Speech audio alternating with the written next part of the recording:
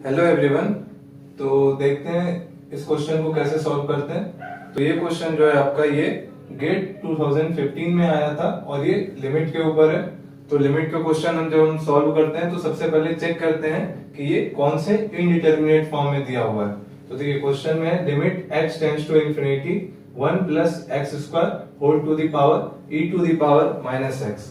मतलब जब आप यहाँ पे इंफिनिटी रखिएगा तो ये आपका आ जाएगा 1 प्लस इंफिनिटी स्क्वायर मतलब इंफिनिटी और e to the power minus x. देखिए जब x जो है इंफिनिटी की ओर जा रहा होगा तो e to the power minus infinity को हम लिख सकते हैं 1 by e to the power infinity, और e to the power infinity भी जो है आपका इनफाइनाइट की ओर रहा होगा, तो यानी ये जो है आपका वैल्यू 0 की ओर जा रहा होगा। कहने का मतलब है ये जो है आपका infinity to the power 0 form हो। तो देखिए जब भी कुछ ऐसा आ रहा हो infinity to the power 0 form या फिर 1 to the power infinity form, तो हमेशा जो है हम लॉग लेते हैं दोनों तरफ, ताकि हमारा क्वेश्चन जो है आसानी से हम उसको 0 बाय 0 या फिर इंफिनिटी बाय इंफिनिटी फॉर्म में कन्वर्ट कर सकें।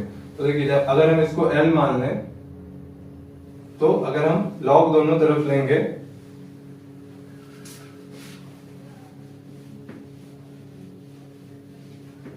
तो देखिए दोनों तरफ जब आप लॉग लीजिएगा तो इसको लिख सकते हैं बेस आपका जब तक बोला ना जाए तब तक आपको बेस e ही रखना है। मतलब लॉग L इक्वल टू हो जाएगा आपका limit x tends to infinity log 1 plus x square whole to the power e to the power minus x. अब देखिए हम आपको लॉग में एक फॉर्मूला बताए थे कि log x to the power m जो होता है आपका m log x होता है, मतलब जो पावर में वो आपका मल्टीप्लाई हो जाता है। तो इसको हम लिख सकते हैं limit x tends to infinity e to the power minus x log 1 plus x square. अब देखिए e to the power minus x को अगर हम डिनोमिनेटर में भेज दें, कहने का मतलब है कि अगर हम इसको ऐसे लिख दें तो कोई फर्क नहीं पड़ेगा, क्योंकि जब ये न्यूमरेटर में जा रहा होगा तो e to the power minus X ही रहेगा। तो देखिए जब आप अब x के जगह पे इनफाइनाइट रखिएगा तो ये log इनफाइनाइट इनफाइनाइट होता है और e to the power infinity भी इंफिनिटी होगा। मतलब ये आपका इंफिनिटी बाय इंफिनिटी फॉर्म में आ गया।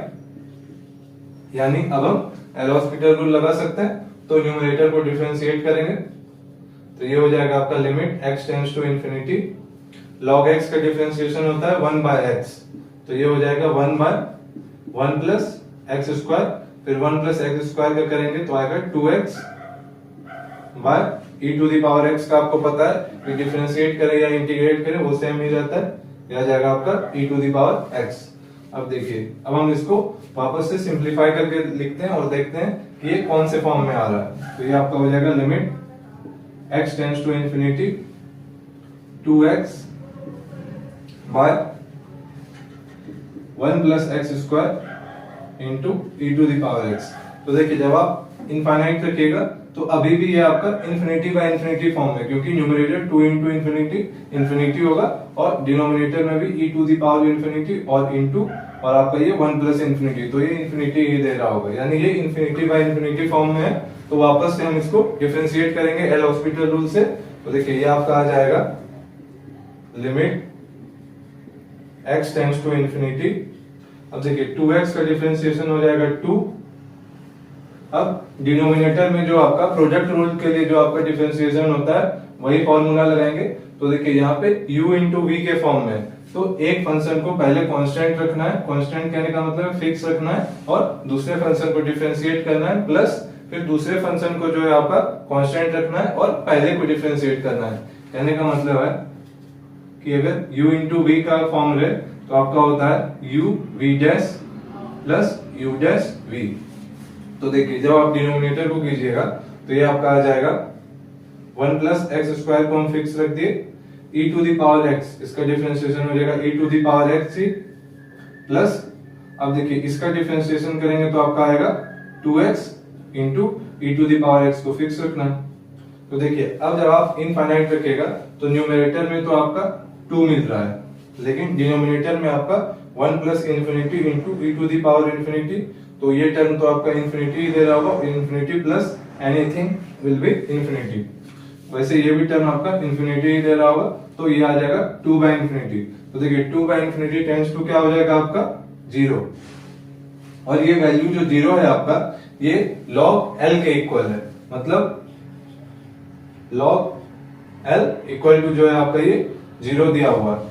अब देखिए जो log का बेस होता है हमको वैल्यू निकालना है L का, क्योंकि इसी का वैल्यू पूछा है और इसके वैल्यू को हम L के इक्वल माने हैं। तो देखिए जब हमको L का यहाँ पे वैल्यू निकालना है तो यहाँ पे जो आपका बेस होगा, यानी बेस E होता है बाय डिफॉल्ट, यहाँ पे E ही बेस होगा, 10 नहीं मानना है आपको, तो बेस इसका E है।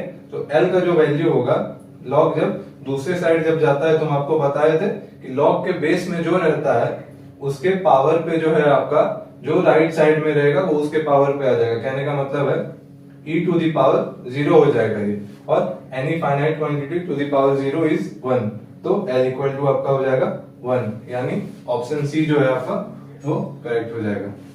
Thank you.